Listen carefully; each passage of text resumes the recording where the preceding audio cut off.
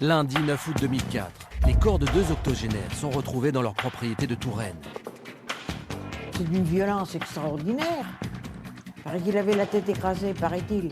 Le corps de Robert est couvert d'une bâche et Marianne, à face contre terre, qui fait salaire. Le double homicide a été particulièrement violent. Imaginez un instant quels ont été les derniers moments de Marianne Kubala et de Robert Rouvain et vous êtes frappé d'effroi. Tout indique que le tueur connaissait ses victimes. Quand on regarde la totalité des indices, ou en tout cas la situation de la maison, on se rend compte qu'il n'y a aucune effraction. Mais qui sont ces retraités de 84 et 85 ans? Mais ils ne sortaient pas, vous savez. C'était des gens, je vous dis, qui ne se mélangeaient pas à la population, ils étaient secrets. Que voulaient-ils dissimuler? De quoi se protégeaient-ils? On a l'impression qu'ils ont voulu vivre cachés. Ils ont peut-être voulu rester très discrets sur la nature de leur relation. Qui a pu s'attaquer à ces 2 victimes si vulnérables? C'est choquant, hein. Ils ne méritaient pas ça. 8 ans après les faits, le meurtrier n'a toujours pas été identifié. Retour sur une enquête qui, encore aujourd'hui, peut aboutir.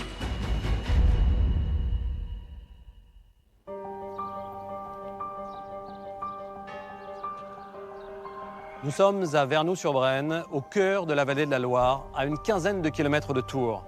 Moins de 3000 personnes vivent dans ce village aux allures de carte postale. Le calme de cette petite commune séduit les retraités, qui représentent 30% de sa population. Et pourtant, c'est ici, dans ce havre de paix, qu'un double meurtre particulièrement violent a été commis en août 2004. Fait exceptionnel de cette affaire, l'âge des victimes. Marianne Kubala avait 85 ans et Robert Rouvain, 84. Pourquoi ce couple, qui vivait dans une grande propriété perdue dans les bois, a-t-il été assassiné? Depuis 8 ans, les enquêteurs de la section de recherche d'Orléans ont multiplié les investigations. Mais malgré leur travail, ces homicides demeurent à ce jour non élucidés.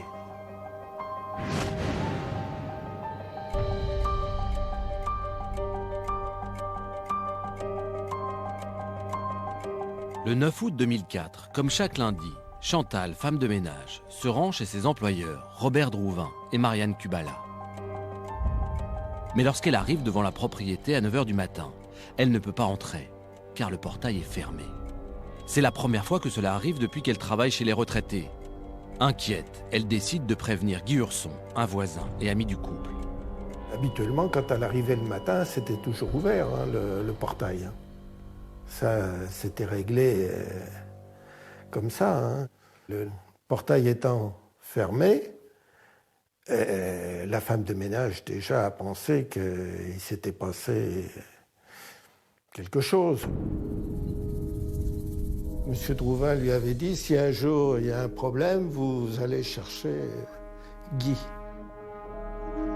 Un portail fermé, cela peut sembler anodin, mais chez ces retraités très organisés, c'est un événement vraiment anormal. Et les craintes se confirment lorsque Guy Urson tente d'appeler son ami Robert Rouvain. Personne ne répond. Qu'ils ne répondent pas au téléphone, que le portail soit fermé, j'étais très inquiet. Hein. Chantal, la femme de ménage, détient chez elle un double des clés du portail. Elle part le chercher et revient accompagnée de son mari. Au même moment, Guy et Monique Urson arrivent sur les lieux. En voiture, ils parcourent les 300 mètres de chemin qui séparent le portail de la maison. Monique a comme un mauvais pressentiment. Et puis arrivé devant la maison, alors là, ce qui paraissait très bizarre, c'est que c'était tout ouvert. Mais quand on est arrivé, alors on a trouvé d'abord la porte de la maison grande ouverte. Enfin, on voyait de la cour, hein, parce qu'on n'est pas rentré. Et puis alors devant l'entrée, là, comme une poudre qui avait été balayée. Alors là, on a commencé à trouver ça bizarre. Alors vous savez, on s'est un petit peu regardés tous les quatre. La maison est ouverte aux 4 vents. Le sol est couvert d'une étrange poudre bleutée. Les 2 couples sont certains qu'il s'est passé quelque chose de grave. Ils restent sur le pas de la porte et tentent en vain d'appeler Robert et Marianne. Et à un moment donné, le mari de la femme de ménage, il dit « Oh, mais il y a une bâche qui était un petit peu plus loin, et qui était par terre, mais elle dit elle est pas complètement plate. » Et là, Autour de cette bâche, on a découvert un chausson que la femme de ménage a dit c'est le chausson de M. Drouvin. Tout de suite, quand on a vu le chausson, la bâche, tout de suite, on a reculé.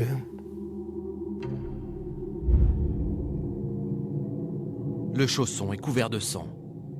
Cette sinistre découverte met fin aux explorations des visiteurs qui décident de contacter les autorités. Donc on a téléphoné aux gendarmes et puis on a attendu, on a trouvé même le temps long. Les gendarmes arrivent sur les lieux à 10 h du matin. On a été jusqu'à l'emplacement de la bâche. La bâche était un peu gonflée, donc il y a un gendarme qui a posé son doigt, qui a vu que ça ne s'enfonçait pas. Et à partir de ce moment-là, ils nous ont éloignés. Les gendarmes emmènent les 4 témoins à l'écart de la maison et leur demandent de ne pas quitter la propriété.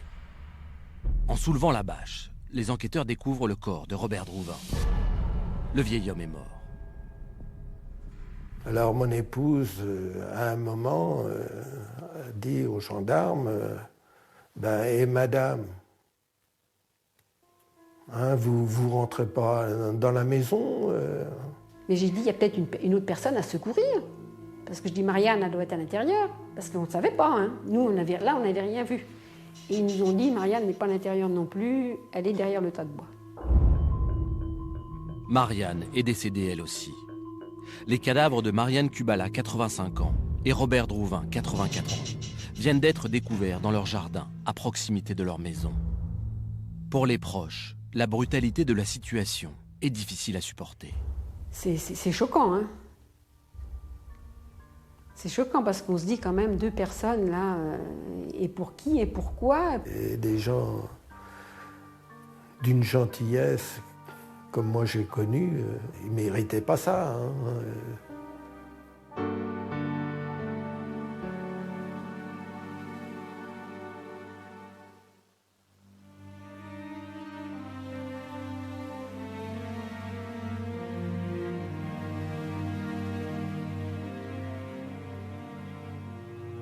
Jean-Marc, juste derrière nous se trouve la propriété des victimes qui s'étend sur près de 9 hectares de bois. La maison n'est pas visible de la route. Est-ce qu'il faut tenir compte de cet isolement dans l'appréciation de ce double meurtre? Évidemment. Les victimes ont eu beau crier, appeler au secours. Personne n'a pu les entendre. Il n'y a pas de voisins aux alentours. Ce lieu qu'elles avaient choisi pour être au calme et profiter de leur retraite s'est révélé être le lieu idéal pour commettre un meurtre. Au-delà de cet isolement géographique, les victimes étaient aussi très vulnérables du fait de leur grand âge. Marianne Kubala avait 85 ans et Robert Drouvin, 84. 2 personnes âgées qui vivent comme ça paraît dangereux. Mais comme elles étaient encore autonomes, il n'était sûrement pas question de leur faire quitter leur maison. À mon avis, ils avaient tous les 2 un sacré caractère. Les corps des victimes ont été retrouvés à l'extérieur de l'habitation. Quand les témoins arrivent, la maison est grande ouverte et ils aperçoivent sur le chemin un chausson. Pensez-vous que ces éléments nous indiquent que les victimes ont cherché à fuir? J'ai l'impression que c'est le cas. Robert et Marianne ont compris qu'ils étaient en danger. Ils ont eu peur et ont cherché à échapper à leur agresseur. Ils ont été tués là où on les a retrouvés. J'imagine mal qu'on les ait tués dans la maison, puis transportés morts à l'extérieur. Les constatations sur la scène de crime confirmeront ou infirmeront votre hypothèse. Autre élément intriguant, le corps de Robert Drouvin a été recouvert d'une bâche. Pourquoi, selon vous? L'auteur sait que le cadavre va être découvert. Il n'a pas cherché à le cacher en l'enterrant dans les bois ou en le jetant dans un puits. Il le recouvre comme pour le protéger, comme s'il avait du mal à assumer son geste. En revanche, il n'a pas fait de même avec le corps de Marianne Kubala. Pourquoi cette différence de traitement? L'auteur prend le temps de recouvrir le cadavre de Robert et laisse celui de Marianne en l'état. Dans les doubles homicides, il y a généralement une victime principale et une collatérale.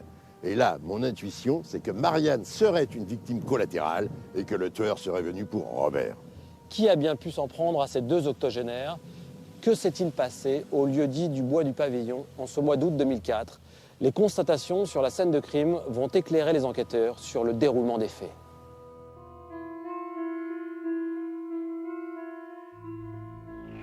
Les techniciens en investigation criminelle investissent la propriété du bois du Pavillon. Ils s'intéressent tout d'abord aux 2 victimes. Un gendarme présent sur la scène de crime a accepté de répondre à nos questions. Ses nouvelles fonctions lui imposent de témoigner à visage caché. Le corps de Robert est couvert d'une bâche et Marianne, à face contre terre, la chemise de nuit relevée, les fesses à l'air. 8 mètres seulement séparent les 2 corps. Celui de Robert Drouvin, couvert d'une bâche, repose sur le ventre, à proximité d'un tas de bois, à 14 mètres de la maison.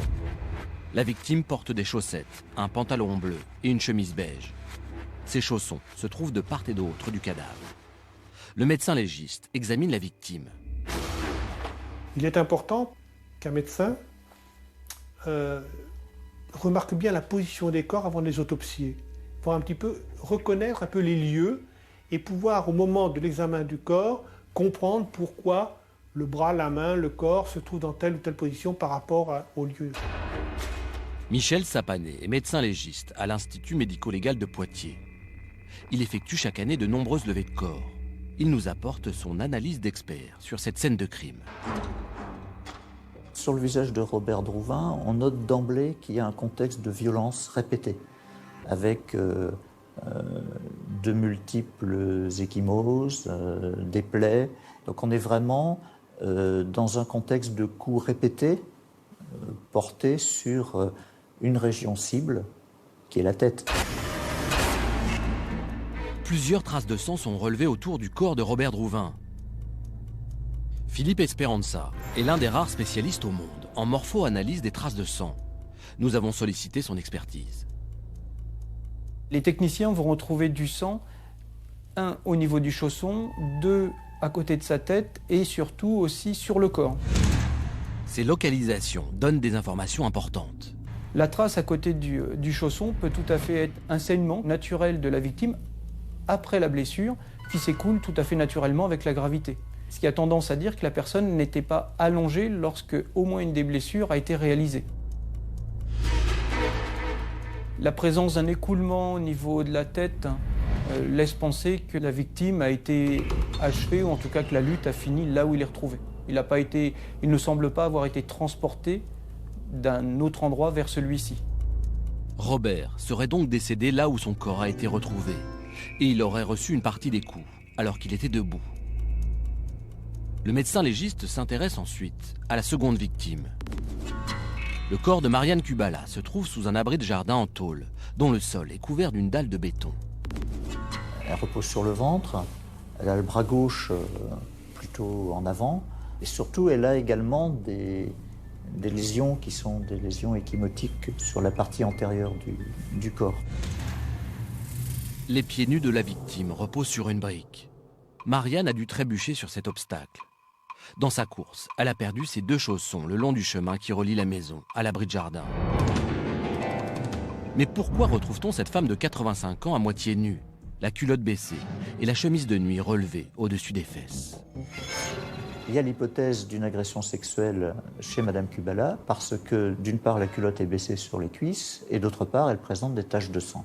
Mais attention, c'est une interprétation. En poursuivant leurs investigations, les gendarmes découvrent un extincteur derrière un tas de bois, à proximité du corps de Robert. Il est vide et couvert de poudre bleutée. Les techniciens se dirigent ensuite vers la maison. Première constatation, la même poudre bleutée couvre la terrasse. La porte du cellier est ouverte, sans aucune trace d'effraction. Les enquêteurs pénètrent dans l'habitation. À l'intérieur de la maison, rien n'a bougé, si ce n'est qu'on a de la poudre d'extincteur au sol. Il n'y a aucune trace d'incendie. Pourtant, l'extincteur a été utilisé un peu partout à l'intérieur de la maison. Au fil de leur progression, dans le cellier puis dans le garage, les gendarmes constatent que la poudre a été balayée. Une balayette et une serpillière sont posées sur une table. Les enquêteurs acquièrent la conviction qu'il y a eu une lutte avec l'extincteur à l'intérieur de la maison. Nous avons vidé nous-mêmes un extincteur identique de 6 kg pour nous rendre compte de l'effet produit. La poudre dégagée est très toxique et volatile. Elle peut facilement permettre d'aveugler et de repousser un individu. Lorsqu'elle se dépose sur un sol domestique, la poudre crée un voile qui recueille toutes les empreintes. La poudre d'extincteur s'est reposée au sol après l'utilisation de l'extincteur et l'auteur, puisqu'on a déterminé qu'il n'y avait qu'un seul individu, a marché dans cette poudre. Aux endroits où il a reconnu ses pas, il a pris soin de les effacer avec une balayette. Dans le vestibule, les gendarmes identifient l'emplacement initial de l'extincteur. Une quantité plus importante de poudre dans cette pièce leur permet de déduire que c'est là que la lutte a commencé. Les enquêteurs ont une intuition. Il semblerait que ce soit Robert Drouvin qui ait pris cet extincteur pour se protéger ou mettre en fuite l'auteur. On a une certitude, c'est que Robert est chez lui et veut mettre dehors manifestement l'intrus. Donc l'altercation verbale a dû commencer dans la maison et ensuite se poursuivre dehors avec des échanges de coups. Après les meurtres, l'auteur a voulu effacer les preuves l'incriminant. Cette scène de crime est quand même très étonnante parce qu'on voit vraiment une action volontaire d'effacer tous les indices laissant acte de son passage. Mais ce qui est très étonnant, c'est qu'après avoir balayé, il y a une empreinte de chaussure sur cette poudre. Les enquêteurs relèvent une série d'empreintes de pas identiques. Et non seulement il y a une empreinte de chaussure, mais elle ne se contente pas d'être unique, il y a un vrai cheminement qui montre qu'une personne est revenue dans la maison après qu'il y a poudre et après qu'il y ait eu le balayage, qu'il va cheminer jusqu'à l'étage, qu'il va redescendre, qu'il va aller jusqu'au fond du couloir et ensuite ressortir par la porte d'entrée. Lors des constatations, les gendarmes notent qu'une fenêtre claque au premier étage. Ils envisagent que c'est ce bruit qui a attiré l'auteur. Les enquêteurs pensent avoir en main une carte maîtresse. Dans le vestibule, ils ont photographié une trace de pas complète, très nette. Elle est immédiatement envoyée dans un laboratoire pour que la chaussure soit identifiée. En ce qui concerne les traces biologiques et les relevés d'empreintes, les résultats d'analyse sur les scellés vont être très décevants. Les choses qu'il a touchées, l'extincteur, une balayette, une serpillière, seront analysées, mais nous n'aurons pas d'ADN nucléaire. Et il n'est pas découvert d'empreinte digitale. Des cheveux prélevés sur la scène de crime permettent d'isoler des ADN mitochondriaux. Mais dans cette affaire, les gendarmes ne disposent pas d'indices matériels providentiels. Maigre consolation, les constatations faites dans la cuisine leur permettent de déterminer précisément l'heure à laquelle l'agression a eu lieu. On arrive à situer l'heure du décès, puisque les petits déjeuners sont prêts, et le décès remonte au dimanche matin. Ils avaient l'habitude, pour Robert, je pense, de prendre un demi-pamplemousse et ensuite un café ou un café au lait. Le demi-pamplemousse est mangé, le café n'est pas bu. Donc on se trouve vers 8h30, 9h, c'est pas une heure où habituellement des gens sont agressés. Les résultats des analyses génétiques sont très décevants puisque seuls 2 ADN partiels, des ADN mitochondriaux, sont isolés sur la serpillière. Un ADN mitochondrial, ça ne permet pas d'identifier de manière indiscutable un individu. Il permet seulement d'innocenter un suspect ou d'être conforté dans l'idée que c'est peut-être le bon. Là, en plus, rien ne nous dit que les cheveux ne traînent pas sur place depuis des lustres et n'ont rien à voir avec les meurtres. Jean-Marc, le tueur a été particulièrement précautionneux. Il n'a pas laissé d'empreinte digitale ni d'ADN nucléaire sur la scène de crime. Que peut-on en déduire? Soit il était ganté, soit il n'a rien touché. Ou bien il a essuyé les objets qu'il a saisis à main nue. En tout cas, ça prouve qu'il a du sang-froid et qu'il a passé du temps sur place après les meurtres. Le tueur a tout de même commis une erreur grossière. Malgré sa frénésie de nettoyage, il a laissé des traces de pas. Pour l'instant, ces empreintes de pas sont les seuls indices matériels réellement exploitables. Les résultats des expertises sont très attendus. Oui. Ces traces, l'auteur les laisse quand il revient dans la maison, alerté par le bruit de la fenêtre qui claque à l'étage. Il a peur que quelqu'un soit là, il est fébrile et il n'a plus qu'une idée en tête, déguerpir, quitte à s'aborder ses efforts de nettoyage. Dans la maison, ce qui est très étonnant, ce sont ces traces de poudre. Selon les gendarmes, c'est Robert Drouvin qui s'est servi de l'extincteur pour tenir son agresseur à distance. Et vous, qu'en pensez-vous? Ma première réaction a été de penser que cette poudre avait été dispersée par l'auteur pour détruire les indices de son passage. C'est une technique que l'on retrouve dans des vols à main armée ou de gros cambriolages. En quelques pulvérisations d'extincteurs, on flingue les relevés de l'identité judiciaire. Et qu'est-ce qui vous a fait changer d'avis? S'il avait eu recours à cette technique, l'auteur aurait dispersé la poudre en reculant et n'aurait donc pas marché dedans. Ça tient pas la route, ma première idée. Alors Jean-Marc, comment les choses se sont-elles passées? Robert tient l'extincteur et ensuite? Robert vise le tueur, qui du coup doit être couvert de poussière bleutée. Les vêtements des victimes, eux, ne présentent pas de traces importantes de poudre. C'est donc bien Robert qui tenait l'extincteur. Cette poudre hyper fine et hyper volatile se dépose partout. Il est très difficile de s'en débarrasser.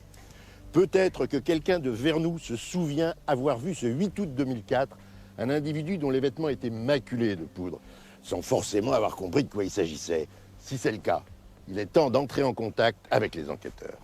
À la levée de corps, le légiste constate que Robert est mort près du tas de bois. Que s'est-il passé à cet endroit? Il n'y a pas de sang dans la maison. C'est donc que l'altercation mortelle n'a pas eu lieu à l'intérieur. Drouvin a tenu le tueur à distance tant que son extincteur contenait de la poudre. Mais quand il est arrivé près du tas de bois, toute la poudre a été propulsée. Pourtant, il n'y a pas de traces de poudre sur le parcours entre la maison et le tas de bois. Ça ne tient pas, votre histoire. Mais si, bien sûr que ça tient. Il y a eu 2 gros orages après le meurtre. La pluie a lessivé les sols, du coup, plus de traces. Mais il y en avait avant, j'en suis sûr. Pour moi, au niveau du tas de bois, l'extincteur tombe en panne sèche, Robert ne peut plus se défendre, et c'est là qu'il meurt sous les coups du tueur. Et Marianne, comment s'intègre-t-elle dans votre scénario? Pour Marianne, c'est plus difficile de comprendre ce qui lui est arrivé. La vieille dame est un témoin gênant car elle a tout vu, son sort en était scellé. Mais elle ne présente aucune lésion mortelle évidente. Les causes de son décès sont encore inconnues. Le bas du corps de Marianne est dénudé. On envisage forcément une hypothèse très noire, celle du viol. Évidemment, on pense tout de suite à ça. Pour Marianne, l'autopsie va être un moment décisif pour qu'enfin on arrive à comprendre comment elle est décédée et si elle a été violée. Les corps des 2 victimes sont transportés à l'Institut médico-légal de Tours. Les enquêteurs sont impatients de connaître les conclusions du médecin légiste, dans l'espoir qu'elles parviendront à éclaircir les circonstances du double homicide. À l'autopsie, le médecin légiste commence par étudier une à une les multiples lésions présentes sur le visage de Robert Drouvin. Michel Sapanet n'a pas réalisé les autopsies des 2 victimes, mais il a accepté de nous éclairer. Sur le visage, on a une plaie contuse de l'arcade sourcilière droite, une ecchymose périorbitaire à gauche, un saignement nasal. C'est ce qu'on voit habituellement dans les bagarres. La présence d'une trace violacée est constatée autour de la nuque de la victime. C'est assez évocateur d'une saisie violente par le col de chemise. Mais il faut vraiment une violence certaine. À l'arrière de la tête, une lésion importante attire toute l'attention du médecin. Il s'agit d'une plaie contuse. Une plaie contuse, c'est une plaie dont les berges sont écrasées. C'est-à-dire que du fait de la pression exercée sur la peau éclate parce qu'elle est comprimée entre l'os et l'objet contondant. L'analyse des blessures ne permet pas d'identifier précisément l'arme du crime. L'objet contondant qui a tué a été détourné de son usage originel. C'est ce qu'on appelle une arme par destination. L'autopsie révèle aussi une fracture très nette dans la région occipitale, c'est-à-dire sur la partie arrière du crâne, juste au-dessus de la nuque. L'occiput, c'est un os épais. Il fait entre 8 et 12 mm d'épaisseur à l'endroit de la fracture, donc il faut une action percutante violente pour entraîner ce type de lésion. Ça s'accompagne obligatoirement de lésions cérébrales qui vont être les causes du décès d'une façon ou d'une autre. Le légiste établit le tableau des violences. On a l'impression qu'il y a un premier épisode de violence. On imagine assez facilement cette empoignade, une résistance, des coups qui partent, et puis après, l'action la plus violente qui va aboutir au décès. D'après les conclusions du médecin, la bagarre aurait dégénéré en meurtre. Nous avons demandé au psychiatre Roland Coutenceau d'analyser cette escalade de violence. L'hypothèse la plus vraisemblable dans cette violence en 2 mouvements, c'est celle où il y a une première raison d'altercation entre les 2 hommes, entre les 2 protagonistes, et puis il y a un temps d'arrêt. Le futur criminel prend conscience que l'autre pourrait le dénoncer, Et là, il y a une deuxième violence plus radicale qui peut avoir une dimension de donner la mort. Le légiste pratique ensuite l'autopsie du corps de Marianne Kubala. Il relève de nombreuses lésions sur la partie gauche du visage, celle qui se trouvait contre le sol. On a des lésions échymotiques de cette partie-là, une plaie de l'arcade. On a également des plaques parcheminées assez antérieures, comme ce qu'on observe dans les appuis importants sur une surface dure ou sur un sol. On est vraiment dans un tableau de chute d'une personne âgée, qui va marquer très facilement d'ailleurs. Mais plus étonnant, le médecin relève également des traces de gel lacrymogène sur la même zone du visage. Il y a l'effet de brûlure du gel, qui est une chose, qui ne cause pas la mort en soi, mais il y a aussi les effets toxiques potentiels du gel. Chez une personne âgée, chez une personne fragile, ça peut participer à la cause de la mort sans en être la cause principale et exclusive. Marianne Kubala est morte par asphyxie. Mais les causes de celle-ci sont difficiles à déterminer et semblent le fait de plusieurs facteurs conjugués.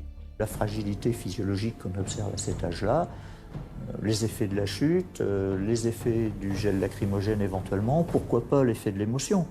Il faut se rendre compte de la violence psychique que ça représente et du retentissement qu'il y a pour l'organisme. C'est une tachycardie extrême, c'est une décharge d'adrénaline, c'est vraiment quelque chose de violent. Non pas au sens de l'action violente, mais au sens du retentissement sur le corps. Il n'est pas exclu que l'auteur ait participé à cette asphyxie, en appuyant le visage de la victime contre le sol. Mais rien ne permet de le prouver. En ce qui concerne le viol, les constatations anatomiques et les résultats des prélèvements biologiques ne prouvent rien. Ce que confirme maître Xavier Brunet, avocat de la famille de la victime. On n'a pas d'éléments, en tout cas à ma connaissance dans le dossier, qui formellement permettent de dire qu'il y a eu une pénétration, fût-elle post-mortem. Un mystère demeure cependant. Dans ce cas, pourquoi Marianne Kubala a-t-elle été retrouvée la culotte baissée? Le docteur Sapané a une explication très pragmatique. Vous avez des culottes anciennes dont le tissu est parfaitement conservé et dont l'élastique n'assure plus la fonction. Elle peut marcher, elle peut courir et elle peut perdre sa culotte. Les autopsies ont permis de mieux comprendre ce qui s'est passé le 9 août 2004, au cœur de la propriété du Bois du Pavillon. Les circonstances de ce double homicide et l'âge des victimes en font un crime exceptionnel.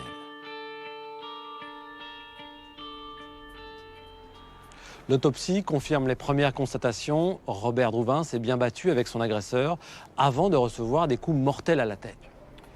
Le meurtre de Robert s'est déroulé en plusieurs étapes.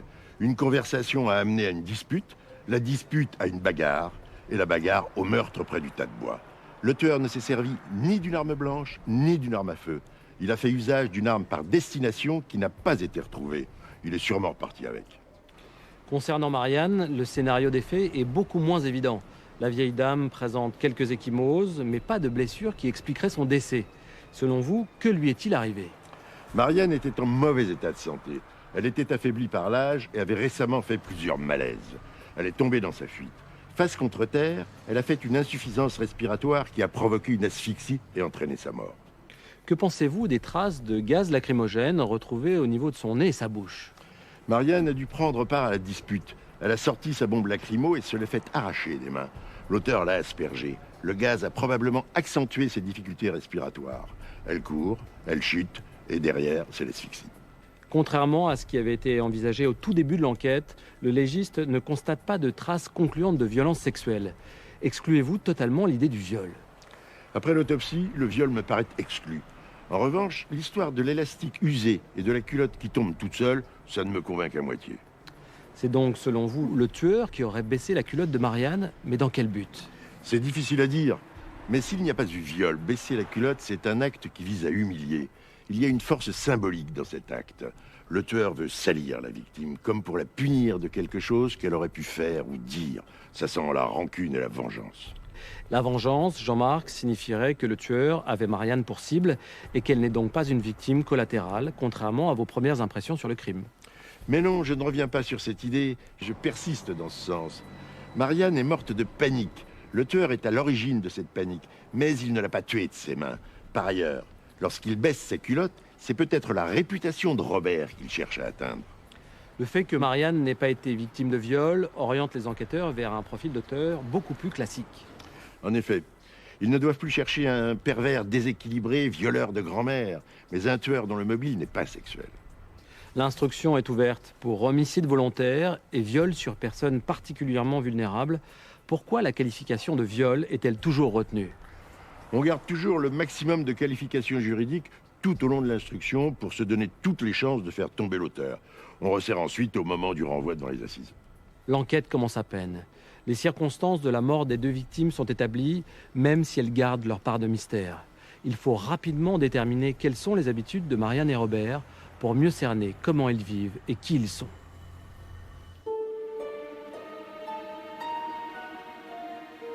L'enquête de proximité va se révéler surprenante. C'est d'abord la maison des retraités qui intrigue les gendarmes. Située à l'extrémité du village, la propriété du bois du Pavillon est un choix de résidence peu banal pour un couple d'octogénaires. Caroline Devos est journaliste à la Nouvelle République. Elle a couvert toute l'affaire. Les lieux l'ont beaucoup marquée. C'est une maison, mais qui est vraiment nichée en plein cœur d'un bois très dense, très touffu, et on la voit vraiment de nulle part, à part du coteau qui est en face, où il a fallu aller effectivement pour pouvoir apercevoir un tout petit bout de toit. Moi, j'ai tout de suite pensé que c'était un lieu presque idéal pour un crime, quoi, parce qu'on ne pouvait rien voir de nulle part, c'était clair. Fait étonnant, les retraités avaient très peu de relations à Vernoux-sur-Brenne, alors qu'ils y habitaient depuis près de 40 ans. Épouse de l'ancien maire du village, Marcel Boutet faisait partie des rares connaissances du couple. Non, mais ils ne sortaient pas, vous savez. C'était des gens, je vous dis, qui ne se mélangeaient pas à la population, ils étaient secrets. Autrement, ils ne venaient pas au repas des anciens, ils ne venaient pas aux manifestations. Je ne l'ai jamais vu au concert de la musique, où on allait bien sûr. Marcel Boutet croise Robert Drouvin à l'occasion, sur le marché de Vernoux. Je ne voyais pas beaucoup sa dame parce qu'elle ne sortait pas. Ou enfin, je ne l'ai jamais vue à Vernoux dans le bourg. Je crois même qu'il y a des témoignages qui disent que Robert Drouvin fait ses courses et que Marianne Kubala reste dans la voiture pendant qu'il fait les courses, par exemple. Les octogénaires quittent peu leur propriété. C'est Robert Drouvin qui, dans les années 70, a choisi de faire construire sa maison dans les bois, en pleine nature. Il aimait beaucoup la chasse, mais il aimait beaucoup la nature. C'était les abeilles, il avait des ruches, il surveillait tous les animaux qui pouvaient aller et venir dans le bois, les oiseaux. Mais ce que Robert Drouvin aime par-dessus tout, c'est sa tranquillité. Les 9 hectares sont entièrement clôturés. Jean Saunière et Robert Drouvin se connaissaient depuis plus de 45 ans. Son vieil ami lui confiait régulièrement ses lubies sécuritaires. Il m'a dit j'ai mis des pièges. D'abord, il y a des pancartes, danger, pièges, etc. Alors, je ne sais pas s'il en a mis. Oh, peut-être bien. Je ne m'étonnerais pas. Très peu de gens sont invités à pénétrer dans la propriété du bois du Pavillon. Et les rares visiteurs doivent systématiquement montrer patte blanche. On n'allait pas chez M. Drouvin sans téléphoner. Il fallait toujours prévenir quand on allait chez lui. Personne ne fait exception à la règle. Et le propre fils de Robert Drouvin, Hubert, ne s'y serait pas risqué. Moi-même, je ne serais jamais rentré chez lui sans prévenir. À la propriété, j'aurais eu peur de recevoir un coup de fil quelque part. Mais non, ça ne serait pas venu à l'idée. On peut comprendre qu'un homme de cet âge, vivant seul, si j'ose dire, dans une propriété isolée de tout, puisse avoir un sentiment d'insécurité lié à l'environnement dans lequel il vit. Mais les systèmes de sécurité du vieil homme dépassent largement le principe de précaution. De l'aveu de ses proches, le naturel méfiant de Robert Drouvin a peu à peu viré à l'obsession.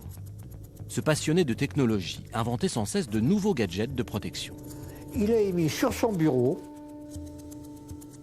une culasse de fusil de chasse, juste la culasse fusil de chasse, avec un petit dispositif qu'il avait inventé, un petit fil qui passait. Quand on ouvrait la porte, on recevait la décharge en pleine figure. J'ai dit, mais vous n'êtes pas un peu malade de faire ça? Vous allez aller en tôle si on vous fait. Vous allez en tôle, vous n'avez pas le droit. Oh, mais je m'en fous, les gens n'ont pas à pénétrer chez moi. Voilà, dans son bureau. Dans les années 80, Robert Drouvin pousse la fantaisie jusqu'à faire construire un mirador au centre de sa propriété. Papa avait le temps de faire ce qu'il voulait quand il voulait, donc il avait fait construire ce mirador pour pouvoir, suivant le temps, regarder Amboise, ou regarder aux alentours, et puis même ce qui se passait dans le bas du village aussi. Loin d'être anecdotiques, ces éléments de personnalité sont précieux pour l'enquête. Là, on a un imaginaire de la maison, du terrain, qui fait que tout intrus qui va s'approcher, peut-être naïvement, va être vécu comme quelqu'un avec lequel il faut en découdre. Et là, il y a une piste pour moi très intéressante sur le plan criminologique. Robert Drouvin semble atteint par le virus de l'espionnage. Il avait l'habitude d'enregistrer les gens au téléphone. Quand on appelait, moi je savais qu'on était enregistré. D'ailleurs, chez lui, il y avait des cassettes avec des enregistrements. L'autre instrument de prédilection du retraité, c'est sa caméra vidéo, dont il ne se sépare jamais. Les enquêteurs vont mettre la main sur des kilomètres de bandes, comme celle-ci. La passion de Robert Drouvin pour les gadgets électroniques y est sans doute pour quelque chose, mais ces enchaînements de plans à la manière d'une caméra de surveillance restent néanmoins énigmatiques. Quand il venait dans ma maison à la campagne, il filmait tout dans les détails, de la toiture, du WC jusqu'à la cuisine, de tout. Les gendarmes découvrent aussi que la population de Vernon s'interroge sur la nature des liens qui unissent les victimes. Ces deux retraités qui vivent ensemble, mais ne portent pas le même nom, suscitent depuis toujours la curiosité. Marcel Boutet a été invité une fois au bois du Pavillon. C'est à cette occasion qu'elle a rencontré Marianne Kubala. Elle était gentille. Elle a été gentille. Elle parlait pas bien le français, mais elle était gentille, cette dame. Elle était très douce, très gentille. Elle était malade du cœur. Il m'avait dit, c'est ma gouvernante, au début. On a l'impression qu'ils ont voulu vivre cachés. Ils ont peut-être voulu rester très discrets sur la nature de leur relation. Malgré toutes les précautions dont Robert Drouvin et Marianne Kubala s'entourent, les rumeurs vont bon train dans le village. Je ne peux pas vous dire qu'ils partageaient le même lit parce qu'on n'a pas vu les lits, mais enfin, ils montaient tous les deux à l'étage. Au début qu'il allait au Sable d'Olonne, tout au début, ils allaient en caravane. Bon, bah, en caravane, hein, on est quand même pas loin les uns des autres.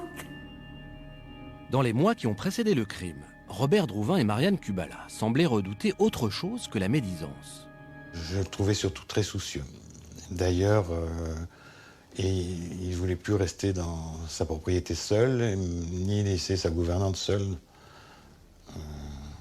Donc, je pense qu'il craignait quelque chose. Plusieurs témoins confirment ces angoisses. Selon leurs amis Monique et Guy Hurson, les retraités auraient même eu une drôle de prémonition. Maria avait dit on finira bien comme deux vieux au fond d'un bois.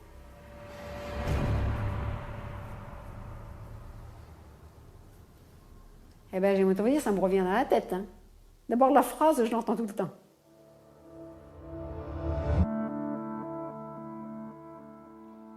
Marianne et Robert ont un mode de vie pour le moins étonnant. Ce sont deux octogénaires pas si ordinaires qu'on pouvait l'imaginer. L'enquête criminelle, c'est quoi? Ne pas se laisser aveugler par les images d'Épinal. Les gens âgés ne sont pas tous obsédés par la belote, déchiffrer des lettres et le tricot pour les petits-enfants. Ce qui est frappant surtout, c'est la méfiance de Robert vis-à-vis du monde extérieur. Le couple n'a pas une vie sociale très épanouie, ils ont peu d'amis et voient peu leur famille. C'est un peu, pour vivre heureux, vivons cachés. Mais moi, en général, ce style de vie, ça me fait dire qu'il y a un secret quelque part, qu'ils n'aiment pas qu'on vienne fouiner dans leurs affaires. Là, on est bien au-delà de la discrétion et d'une petite misanthropie qui pourrait s'expliquer par le repliement sur soi dû à l'âge. C'est vrai. Robert frise la paranoïa avec tous ses gadgets pour sécuriser sa baraque. Il enregistre les conversations téléphoniques, il passe des plombes sur son mirador. Il a même posé des micros sur son portail pour écouter les bruits de la route. Il était en état de méfiance permanent, mais qu'est-ce qu'il pouvait redouter ? Avec l'âge viennent les craintes irraisonnées, on a peur de tout, on se méfie de tout le monde. Mais là, Robert avait peut-être de bonnes raisons d'avoir peur. Lui et Marianne se sont tout de même fait assassiner. Ce qui est compliqué pour les enquêteurs, c'est que le couple n'a jamais rien confié aux rares personnes qu'il fréquentait. Sur le portail d'entrée et la clôture de la propriété, Robert Drouvin avait installé des panneaux pour interdire l'accès sur son domaine. Vous pensez que ces mises en garde sont réellement dissuasives? Il n'y a rien de pire que ces panneaux. Terrain piégé, chien méchant, interdiction d'entrée. Ça a même l'effet contraire. Ça veut dire, viens par ici, il y a du pognon à prendre. Installer une porte blindée, un système d'alarme, c'est très bien, mais il ne faut pas l'afficher partout. À vous écouter, cette maison a été une cible idéale pour des cambrioleurs. Cette propriété, c'est une passoire. On y pénètre facilement, on est à l'abri des regards. En plus, deux petits vieux fragiles, ça ne fait pas peur, et c'est souvent la promesse de bijoux et d'argent liquide grossièrement cachés. La piste du cambriolage qui a mal tourné est de fait la première à être fouillée par les enquêteurs. Mais ils envisagent aussi la possibilité qu'il s'agisse d'un crime de rôdeur.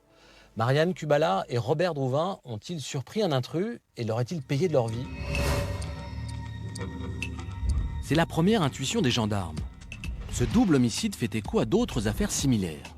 Spécialiste des faits divers, le journaliste Michel Ambarek a suivi l'affaire depuis ses débuts. Des histoires de personnes âgées attaquées, vivant de façon isolée, attaquées chez elles, saucissonnées ou frappées, il y en a eu dans le département. Malgré l'obsession sécuritaire de Robert Drouvin, l'accès à la maison est assez facile. Ça paraît un peu dérisoire sa volonté de sécuriser une propriété qui est impossible à sécuriser. Je pense que pour quelqu'un d'un peu aguerri, enjamber le grillage ne devait pas être quelque chose de très difficile.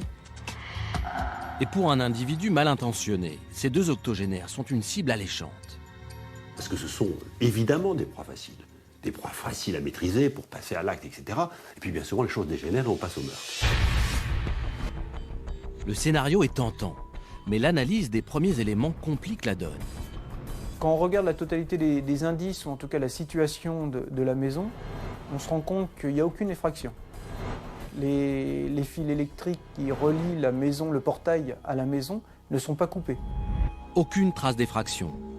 Tout laisse penser que les victimes ont ouvert le portail, puis leur porte, à leur agresseur. Mais surtout, les enquêteurs ne constatent pas de vol. Aucun tiroir n'a été ouvert, son bureau n'est pas fouillé, les armes n'ont pas été touchées. Les porte-monnaies, il y en avait dans les tiroirs d'un meuble du couloir, dans la cuisine, mais partout il y avait de l'argent. Au cours des perquisitions, les gendarmes retrouvent en tout 1645 € en liquide, disséminés dans la maison.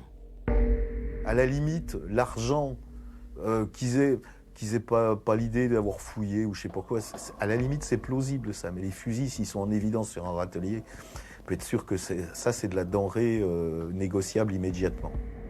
De fait, la thèse du cambriolage est écartée. Les enquêteurs envisagent alors la piste d'un individu errant à travers la campagne, un rôdeur.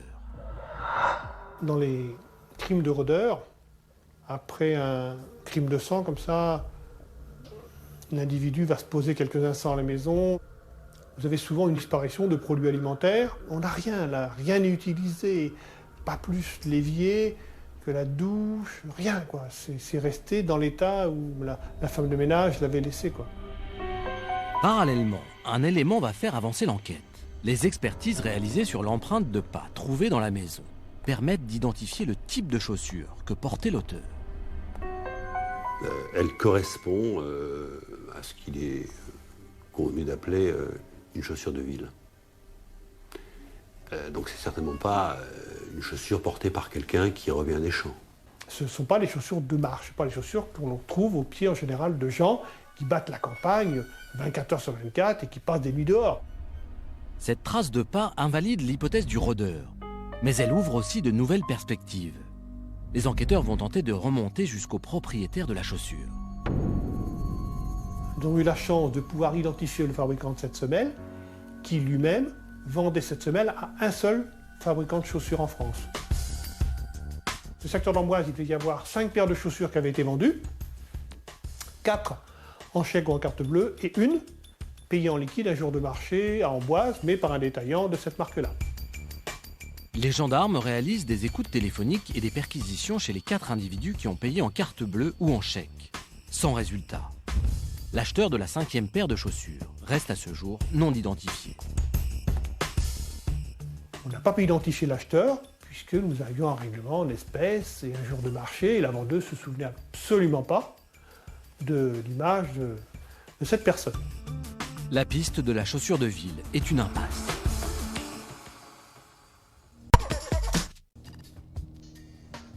Le double meurtre de Vernoux-sur-Brenne n'est pas un cambriolage qui a mal tourné.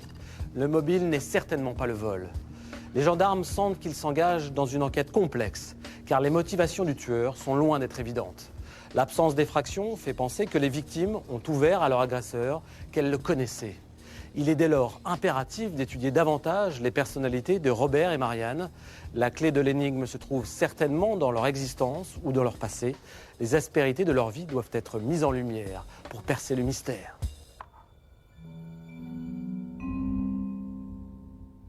Robert Drouvin et Marianne Kubala se sont installés ensemble à Vernoux-sur-Brenne dans les années 60.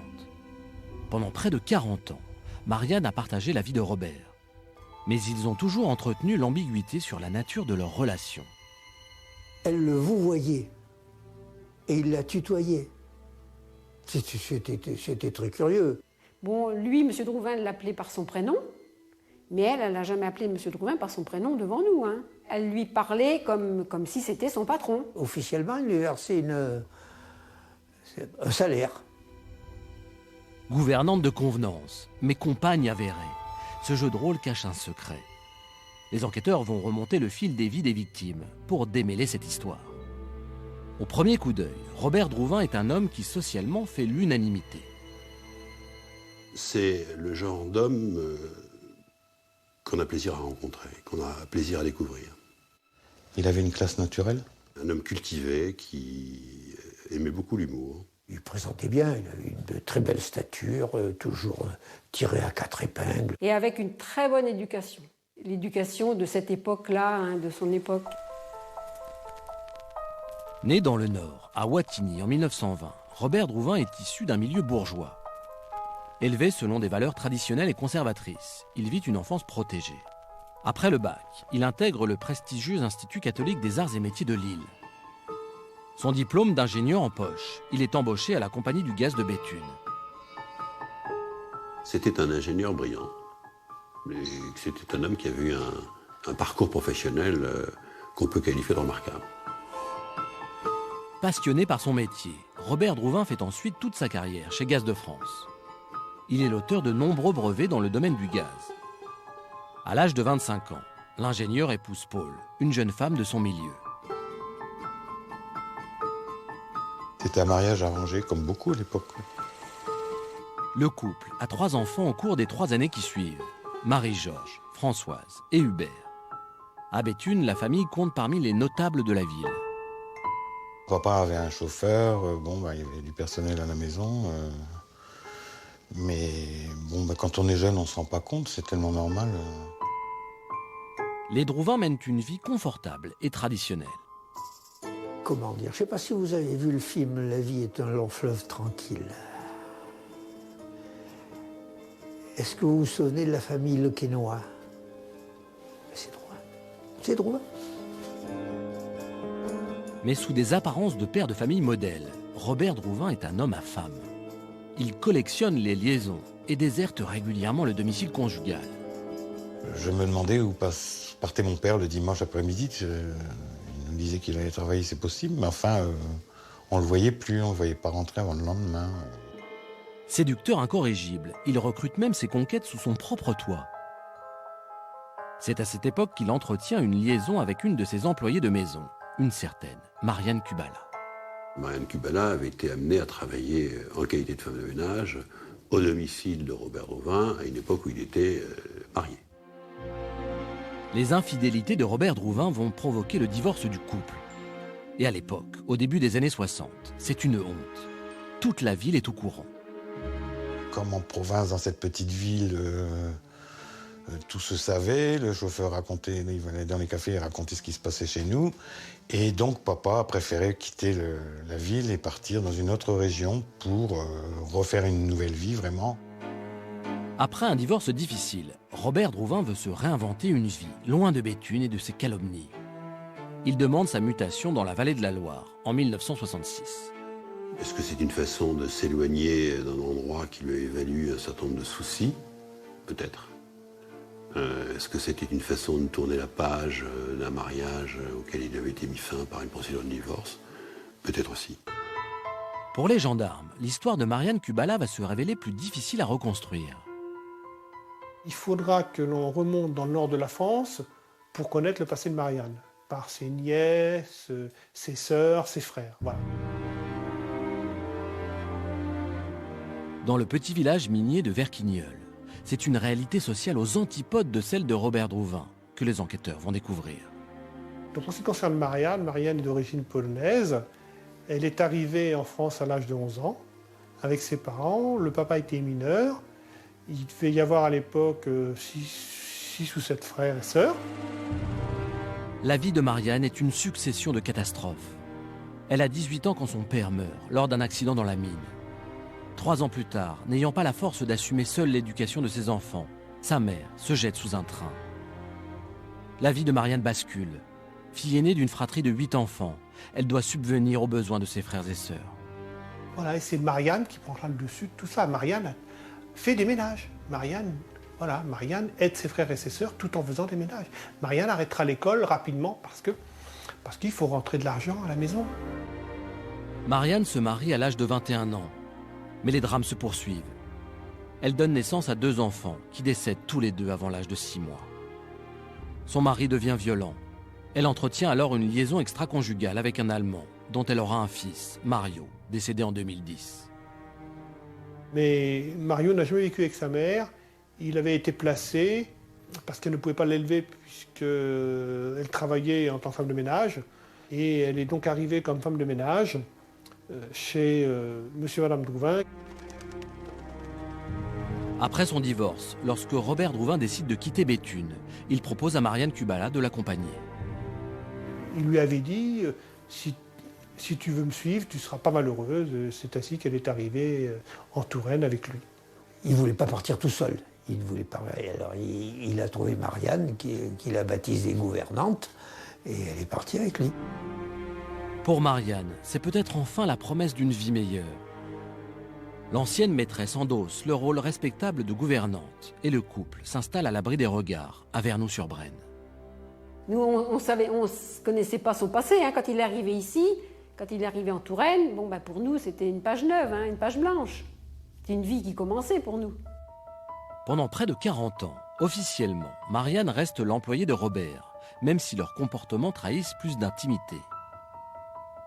On a bien vu, après, petit à petit, quand même, que entre eux, il y avait quand même sûrement certains sentiments. Il l'emmenait avec lui en vacances. En fait, gouvernante, après, c'était devenu une compagne de vie. Le véritable obstacle, c'est la différence de classe sociale. Robert Drouvin, le bourgeois du Nord, n'assume pas vraiment sa relation avec une femme issue de la classe ouvrière. Il ne la traitait pas toujours très bien, même devant moi. Moi, j'aimais bien Marianne, elle était extrêmement gentille, très dévouée. Mais il lui faisait sentir que c'était pas très agréable des fois, pas toujours très agréable. Sans doute c'était plus facile d'avoir quelqu'un qui soit sous ses ordres et qui se rebiffe pas, plutôt qu'une personne avec plus de personnalité qui n'admette pas ça.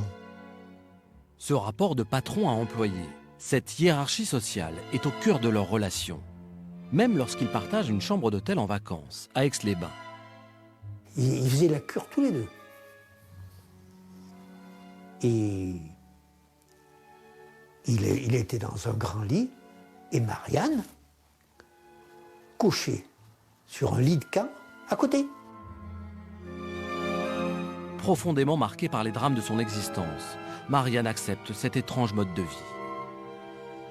C'est quelqu'un qui avait toujours tendance à s'effacer s'il y avait du monde. Elle n'aimait pas le décorum, pas du tout. Elle avait une mentalité de subordonnée. Mais il y avait des choses extrêmement particulières que j'ai pas beaucoup appréciées.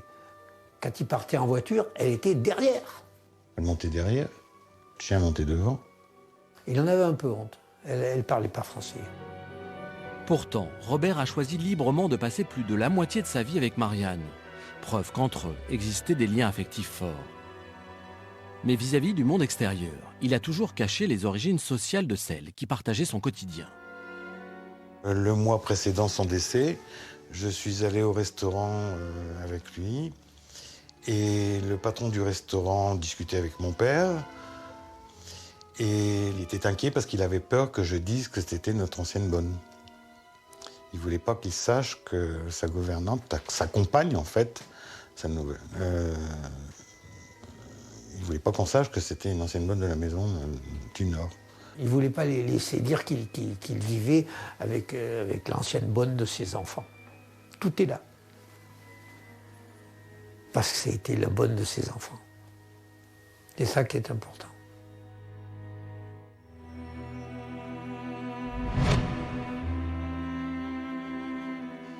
Quand les victimes sont très âgées, l'enquête de personnalité est forcément longue.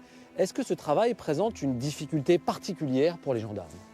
Reconstruire l'histoire de personnes âgées est toujours plus compliqué. Il faut remonter le fil du temps. Et les enquêteurs doivent se plonger dans des époques qu'ils n'ont pas vécues. Or, les événements d'une vie doivent être appréciés à la lumière de la période où ils sont survenus. Dans les vies de nos victimes, à quoi faites-vous allusion? Divorcer dans les années 60, c'était franchement pas la même chose qu'aujourd'hui. La vie commune hors des liens du mariage de deux personnes qui n'appartiennent pas au même milieu social, à l'époque, c'était un vrai scandale. D'ailleurs, cette union n'a jamais été totalement assumée. Marianne, si effacée, était encore présentée par Robert comme sa gouvernante. Ça explique leur choix de vivre cachés, à l'écart du village. À la campagne, on ressasse les vieilles histoires, ça a dû jaser. En restant le plus discret possible, ils essayaient de se protéger des ragots et des médisances. Ils en avaient déjà assez soupé avec leur famille. Dans les vies longues comme les leurs, des désaccords, des conflits, il y en a forcément beaucoup. Doit-on tout répertorier ou peut-on se focaliser sur les dernières années? Même une brouille qui s'est passée il y a 40 ans peut nourrir un mobile de meurtre. Faut rien exclure. La vengeance est un plat qui se mange froid.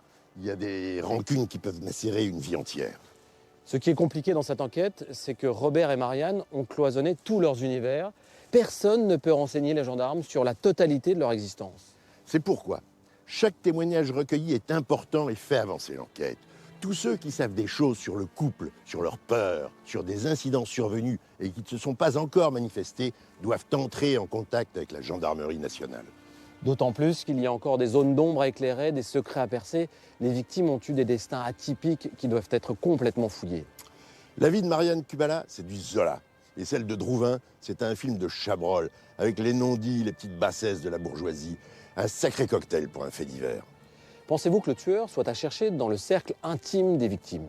Dans cette affaire, les relations familiales sont épouvantables. Il y a de la haine, de la jalousie, du mépris. C'est le terreau idéal pour un crime en famille. Mais enfin, si on a un conflit sérieux avec une personne très âgée, il suffit cyniquement de laisser faire la nature et le problème se réglera de lui-même. Tout le problème des conflits de famille, c'est que ça crée des blessures qui, pour être cicatrisées, nécessitent que les choses soient reconnues et verbalisées. Et quand ça ne vient pas, ça peut faire péter les plombs. Les enquêteurs vont donc suivre cette piste. Y a-t-il chez les Drouin ou chez les Kubala quelqu'un qui pourrait en vouloir à Robert et Marianne au point de les tuer? Dès les premières auditions, les enquêteurs découvrent de vieilles rancœurs chez les Drouin. Chez les enfants Drouin, il y a quand même un ressentiment vis-à-vis de Marianne Kubala. Donc il peut se comprendre, si leur père est parti avec l'employé de maison, ils l'ont manifestement pas bien vécu. Plus de 40 ans après la séparation de leurs parents, les trois enfants Drouin n'ont toujours pas accepté Marianne Kubala. Il y a une espèce de terme de mépris à l'égard de celle qui est venue remplacer leur mère. La polonaise, surtout, ils l'appellent la polonaise. Une des filles de Robert Drouin va même jusqu'à soupçonner ouvertement la famille Kubala. Elle dit des phrases du genre « les Polonais n'ont rien à perdre, ils ont tout à gagner ». Elle laisse entendre que le fils de Marianne Kubala pourrait profiter de la situation, sur le plan de l'héritage, sur le plan patrimonial. Si Marianne ne laisse pas grand-chose à son fils, en revanche, les héritiers de Robert Drouin auront à se partager un patrimoine non négligeable. Monsieur Drouin possède une belle fortune, tant par la maison que par les appartements qu'il a dans le nord de la France. Et c'est vrai que pour nous, il pouvait y avoir un intérêt financier. Le fils de Marianne Kubala n'a aucun droit sur cette succession. Les 3 enfants de Robert sont les seuls héritiers de leur père. L'argent étant un mobile fréquent, les enquêteurs se penchent sur la fratrie. À qui profite le crime, oui, c'est ça. Les gendarmes ont dit à qui profite le crime, enfin, pas milliardaire. Mais il se trouve qu'au moment du double homicide, Hubert Drouin traversait un petit passage à vide financier. Maître Maurice Chapuis était son avocat à cette époque. Je pense qu'à un moment donné, il a été suspecté au début, compte tenu de ses relations conflictuelles avec son père, et après ses gros problèmes d'argent. La situation précaire du fils de la victime le place dans la ligne de mire des enquêteurs. Ouais, il était quand même, des 3, celui qui en avait le plus besoin et qui, de temps en temps, demandait à son père de l'aider. Ça, oui, j'ai été suspecté, j'ai été en garde à vue. Mais ce qui est très dur, c'est surtout d'être en garde à vue presque le jour même où vous avez appris son décès. Au cours de cette garde à vue, les gendarmes s'intéressent de près aux relations entre le père et le fils. D'après Hubert Drouin, c'est pas un père qui l'a élevé, quoi. C'était un père qui était très loin, un père qui ne s'était pas occupé de lui et avec qui il avait renoué contact il y a uniquement quelques années. Parallèlement, des témoins font état d'une discussion mouvementée qu'Hubert aurait eue avec son père. On avait besoin de savoir quelle était sa position le jour des faits et qui donne une explication sur ce qu'il avait dit à l'encontre de son père 20 ans auparavant. Hubert doit fournir son alibi. Mais il devait bien savoir que c'était pas moi. J'avais un alibi, j'étais en train de déménager. Emménager le jour-là. Ah si, ils ont regardé mes dépenses, ça c'est vexant aussi. Ils m'ont dit, vous avez acheté du champagne pourquoi? J'ai acheté du champagne parce que je voulais fêter mon emménagement. Ils regardaient tous les... C'est vexant d'être épluché comme ça. L'alibi d'Hubert est en béton. Le dimanche 8 août 2004, le jour du double meurtre, il emménageait dans un nouveau logement à Péage de Roussillon, dans l'Isère, à des centaines de kilomètres de Vernoux. De plus, les tensions entre le père et le fils s'avèrent être de l'histoire ancienne. Même s'il avait des relations un peu conflictuelles avec son père, au fil des années, elle s'était calmée, elle s'était plutôt arrangée, où son père cherchait même à se rapprocher de ses enfants. Et c'est pour rattraper le temps perdu que Robert Drouin n'hésitait pas à aider financièrement Hubert. Il m'a aidé pour acheter une maison, et alors, normal. Alors regarde par ici. Regarde un peu. Et à trop vouloir bien faire, le vieil homme se montrait parfois maladroit.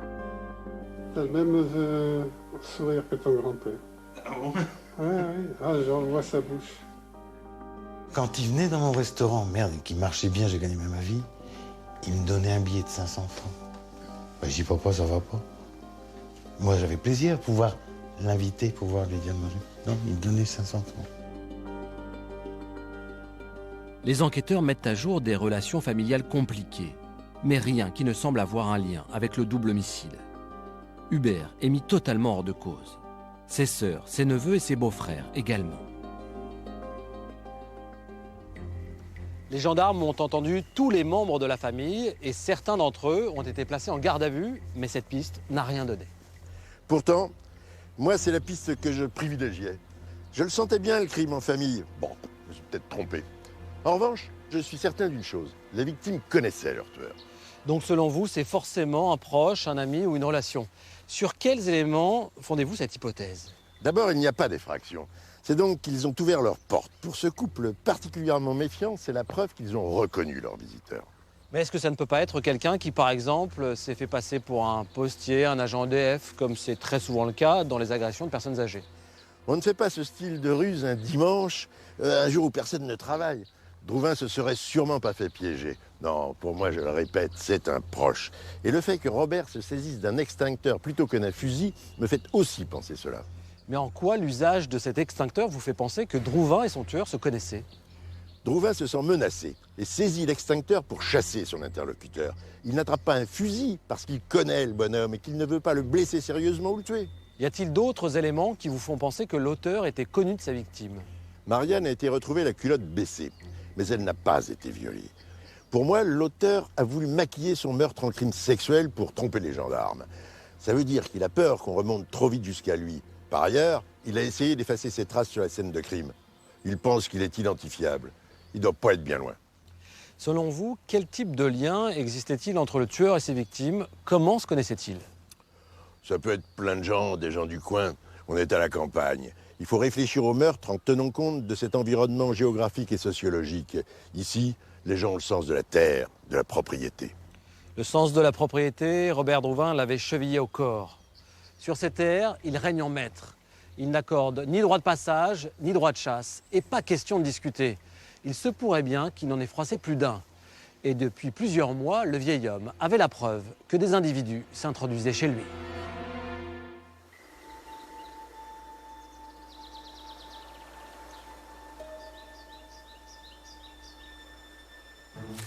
C'était devenu de plus en plus régulier.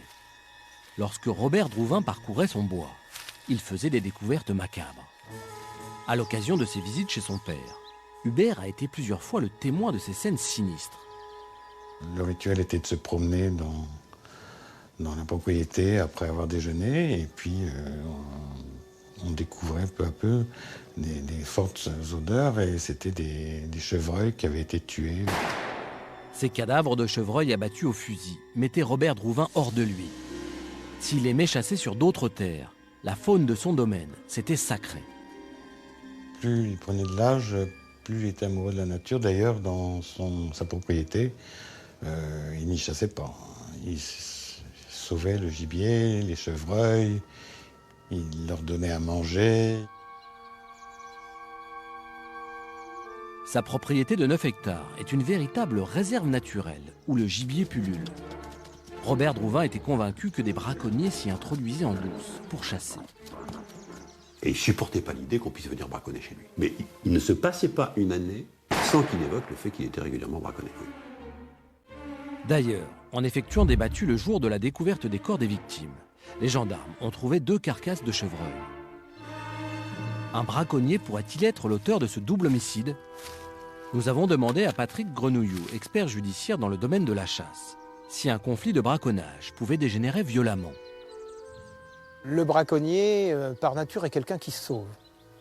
Vous avez un animal qui est le meilleur braconnier de la faune sauvage, c'est le renard.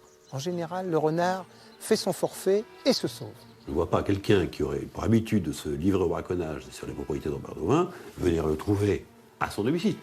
Les choses auraient pu avoir une explication différente si Robert Drouvin avait été tué au milieu de son bois. Surprenant, là, peut-être quelqu'un en action de chasse, donc en action de braconnage. Mais ce n'est pas le cas.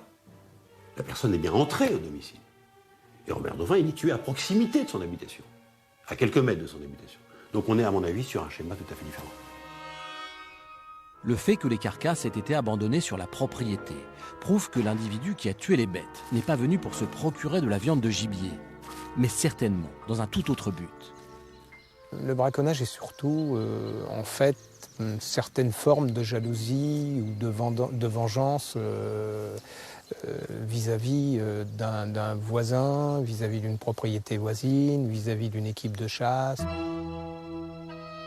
Les gendarmes cherchent à savoir si les animaux sauvages présents sur la propriété de Drouvin ont pu causer des nuisances et provoquer des conflits avec le voisinage.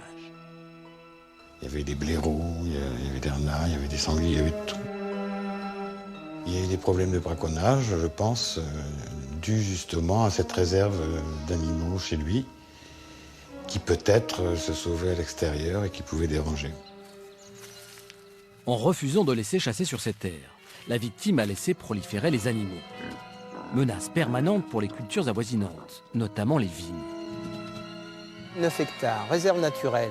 Des clôtures qui font 1,80 m, 2 mètres maximum, tel que vous me le décrivez, n'empêchent pas les cervidés de passer, n'empêchent pas les chevreuils de sauter, et vont abîmer les cultures de l'autre côté. Mais en cas de dégâts causés par des animaux sauvages, les viticulteurs sont indemnisés par leur assurance. Les actes de malveillance sur les chevreuils visaient donc probablement Robert Drouvin en personne. c'est pas impossible que des individus, des gens, connaissant son amour des animaux, sa détestation du braconnage, etc., soient venus, rien que pour le faire chier, déposer des cadavres de chevreuils plombés. Oui, pourquoi pas? Ce sont des choses qui n'ont pas été faites par hasard, et d'ailleurs, il avait porté plainte à la gendarmerie de ces choses-là. Je ne sais pas si ça a été suivi. Ces plaintes, dont Robert Drouin avait parlé à son fils, n'ont jamais été retrouvées par les gendarmes. Les enquêteurs ont une seule certitude. Quelqu'un en voulait au vieil homme et cherchait à le provoquer.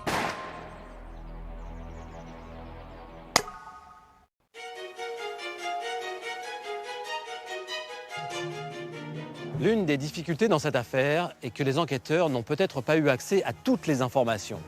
En effet, la gendarmerie locale de Vouvray a été le théâtre d'un scandale. Entre 2004 et 2005, son commandant a détruit 90 procès-verbaux pour améliorer les résultats de sa brigade. Des faits qui lui ont valu 3 mois de prison avec sursis et 1 000 € d'amende. Il se peut que des plaintes de Robert Drouin relatives aux carcasses d'animaux retrouvées chez lui soient passées dans la broyeuse à papier. Elles contenaient peut-être des noms et des mises en cause précises. Nous ne le saurons jamais. Au printemps 2005, c'est un témoignage spontané qui relance l'enquête. Une voyante va en effet confier aux gendarmes qu'un de ses clients était étrangement bien renseigné sur les meurtres. Au début de l'année 2005, une voyante de Tours raconte aux enquêteurs qu'un de ses clients lui semble très perturbé par le double homicide de Vernoux-sur-Brenne. Coïncidence troublante, cet homme, que nous appellerons Michel, réside à quelques pas de chez les victimes. On a commencé à travailler un petit peu sur cette personne qui avait un passé un petit peu lourd, qui était en guerre un petit peu avec toutes les administrations, avec les ministres, les députés, les sénateurs, enfin quelqu'un de très très perturbé et quelqu'un d'irascible.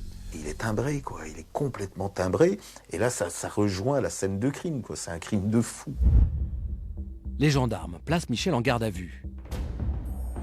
Ils découvrent que cet homme, à la personnalité complexe, a effectué plusieurs séjours dans des services psychiatriques. Marc Morin est son avocat dans cette affaire. Alors c'est un homme qui est atypique. Je le qualifierais de Géo trouve tout. C'est quelqu'un qui se présente comme un ancien entrepreneur et comme un inventeur. Au cours de sa garde à vue, Michel explique qu'il est allé consulter la cartomancienne pour aider les gendarmes à élucider le crime grâce aux prédictions des tarots.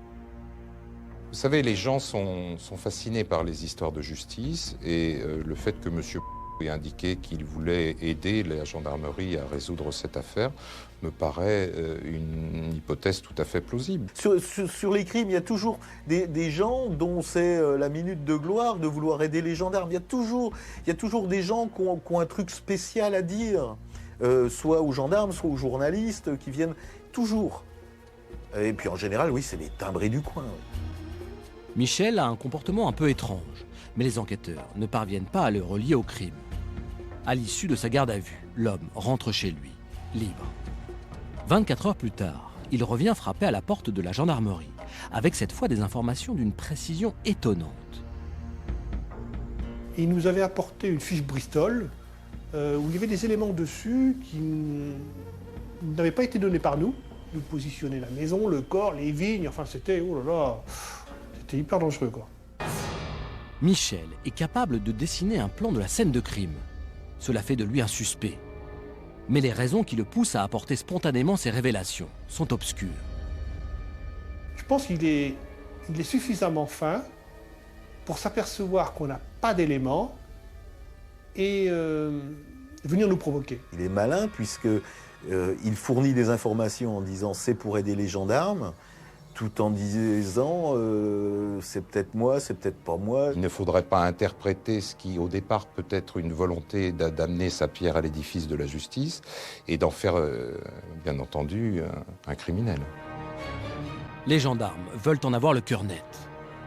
On a retravaillé sur cet individu, on est retourné en perquisition, on n'a bien sûr pas trouvé la chaussure qui correspondait à ce que nous cherchions. Rien ne permet de relier matériellement Michel au meurtre de Marianne Kubala et de Robert Drouin. Et la façon dont il a obtenu ces informations sur les crimes est une vraie énigme. Il faut se replacer à l'époque, en 2004.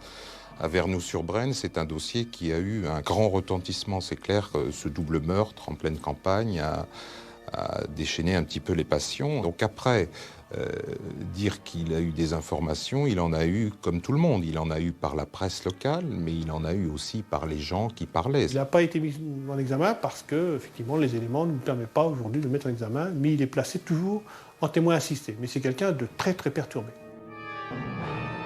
Michel prétend qu'une partie des informations dont il dispose est le fruit des divinations de la voyante.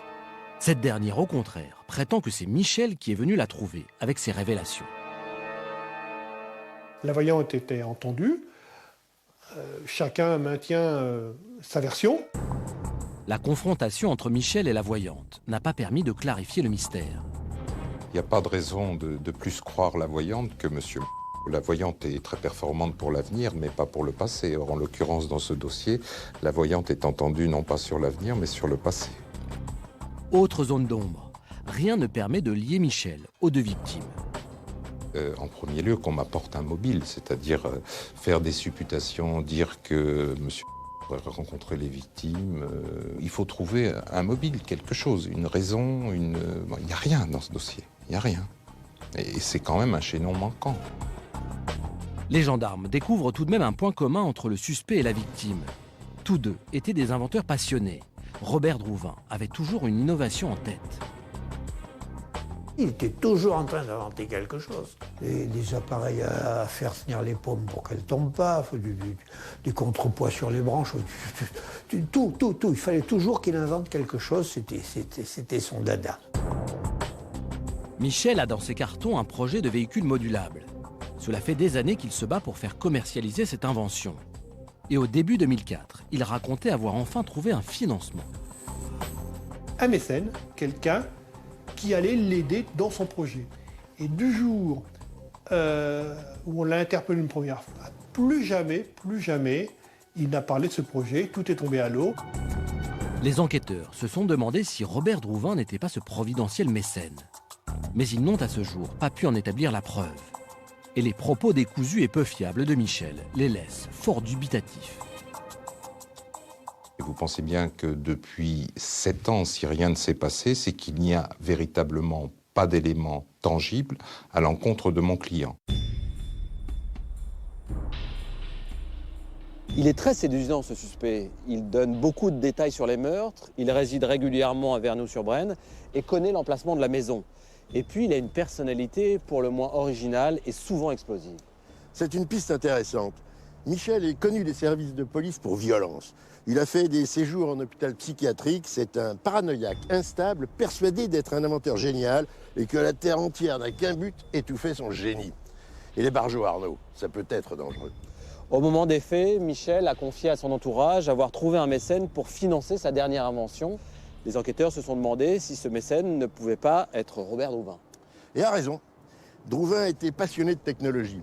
Et surtout, après sa mort, on a découvert qu'il avait prêté de l'argent à un maraîcher bio pour soutenir son entreprise qui connaissait un passage à vide.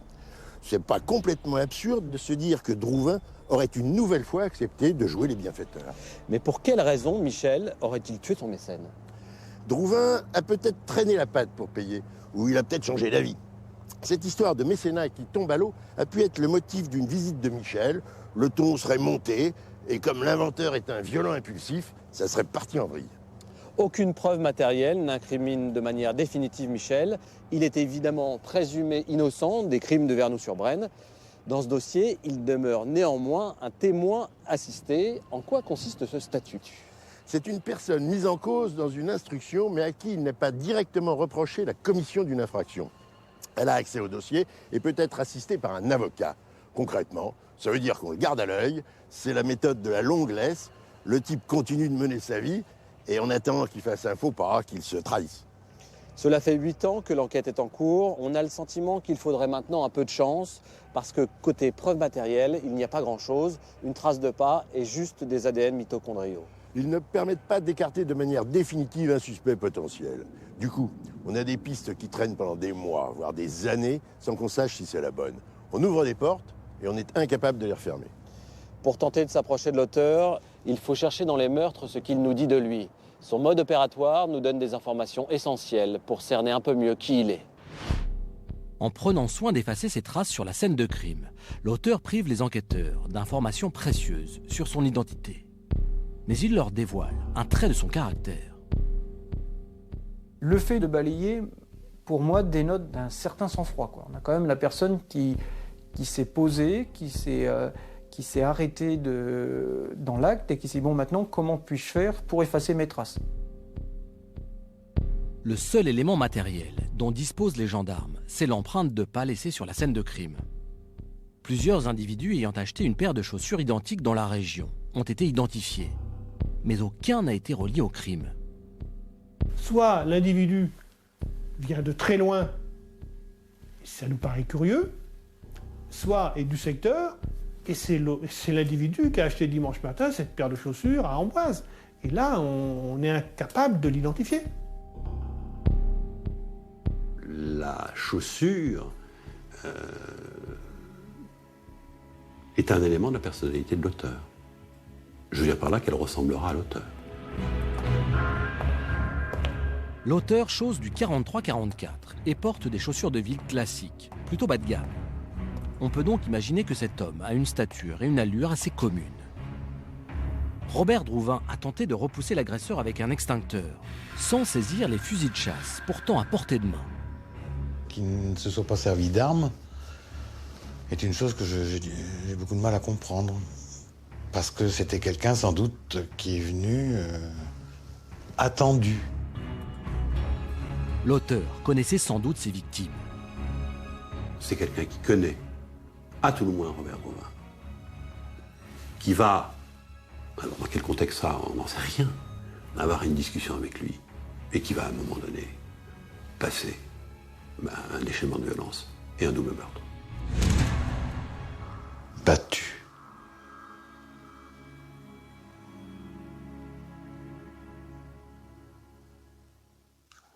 Battu, faut le faire quand même. Battre quelqu'un de cet âge-là, faut être un peu lâche quand même, non? À 84 ans, Robert Drouvin est un adversaire facile. La vulnérabilité des victimes n'a inspiré aucune clémence à l'agresseur. Mais sauf à imaginer qu'il ait été mis en contact avec un fou, mais au sens psychiatrique du terme. Il faut vraiment à un moment donné que l'auteur veuille en découdre définitivement avec Robert Drouvin. Vous ne pouvez pas concevoir les choses autrement. Il y a une telle rage dans ce qui s'est passé. Enfin, attendez, il faut se rendre compte de ce que c'est qu'un coup sur le crâne. Un coup sur le crâne, ça fait du bruit. Et il faut en donner plusieurs, en sachant ce qui se passe. Et vous voyez votre victime qui s'effondre. Marianne Kubala est retrouvée en partie dénudée. Dans son acharnement, l'auteur semble avoir voulu l'humilier. Les actes criminels sont terribles. Leur violence désinhibée est née d'un face-à-face dramatique. Ce qui est le plus intéressant dans tous les éléments qu'on a, c'est la personnalité de la victime.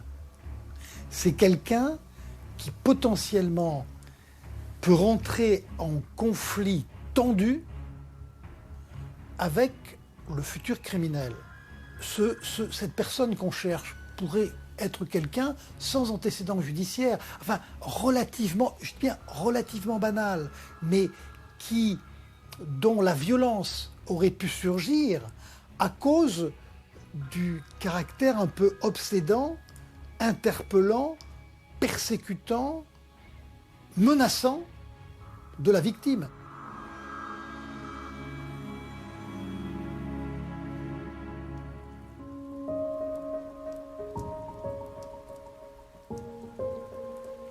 Jean-Marc, les enquêteurs ont cherché des crimes qui ressemblaient au double homicide de Vernoux-sur-Brenne.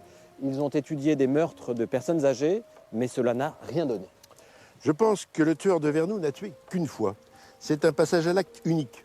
Les cibles étaient Marianne et Robert, ce jour-là, dans un contexte bien spécifique. Et du coup, on ne peut espérer tirer d'une autre affaire un fil qui nous mènerait au coupable. Les enquêteurs de la section de recherche d'Orléans ont fait appel au groupe d'analyse comportementale de la gendarmerie. Que pensez-vous de ce type d'approche? Le profilage, c'est une relecture des faits avec un éclairage psychocriminologique. Ce n'est pas la solution miracle. Ça permet surtout d'ouvrir l'esprit des enquêteurs et de pointer du doigt les éléments significatifs sur lesquels il faut creuser les investigations.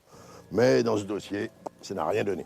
Il y a un élément assez frappant dans cette affaire, c'est le faible battage médiatique dont elle a été l'objet. Le double crime n'a pas fait la une des journaux nationaux, ni hanté très longtemps les colonnes de la presse locale. Pensez-vous que cela a eu un impact sur l'enquête? L'absence de pression médiatique forte ne veut pas dire que l'enquête a été moins approfondie. Dans cette affaire, je pense que les gendarmes ont beaucoup travaillé. En tout cas, ce faible intérêt des médias a sûrement aidé le tueur à retrouver une vie normale après la violence de son acte. Il a pu continuer à vivre sans être sous le feu nourri de la vindicte populaire. Et son sentiment de culpabilité s'est sûrement estompé. Il y a alors moins de chances qu'il se trahisse par une attitude ou un propos suspect. Si aujourd'hui il a eu le temps de digérer les faits, cela n'a sans doute pas été le cas tout de suite après les crimes. Et c'est pour ça qu'il faut parler. En août 2004, cet homme a certainement dit ou fait des choses inhabituelles. Ses vêtements souillés de sang et de poudre d'extincteur ont pu éveiller la curiosité. Des sautes d'humeur ou un déménagement inopiné peuvent être des signes. On sait que Robert Drouvin avait des traces de défense, qu'il y a eu une bagarre. Il est donc possible que le tueur se soit blessé. Il a peut-être présenté des bleus ou des blessures pendant les jours qui ont suivi les faits. En général, on ne se mêle pas de l'histoire des autres.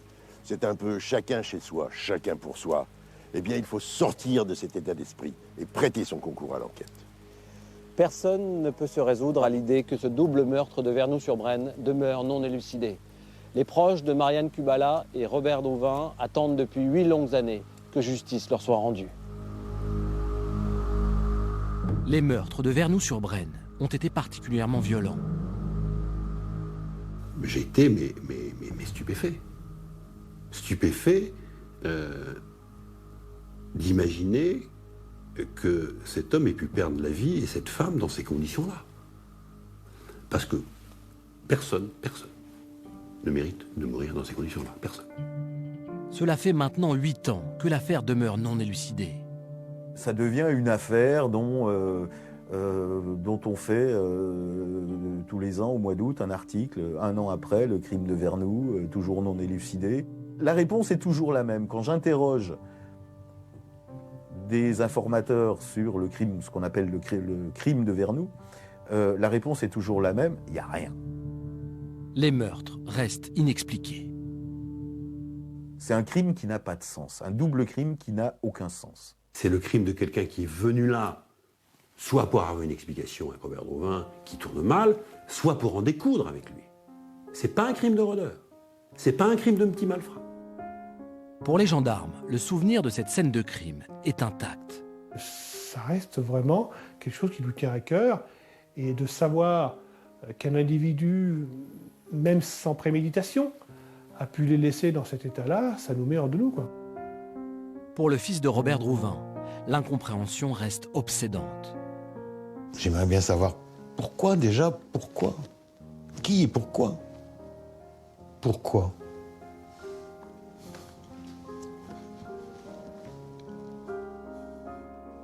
Je pense que oui, ça permettra de faire le deuil, de savoir qui et pourquoi. Les familles espèrent toujours connaître un jour la vérité.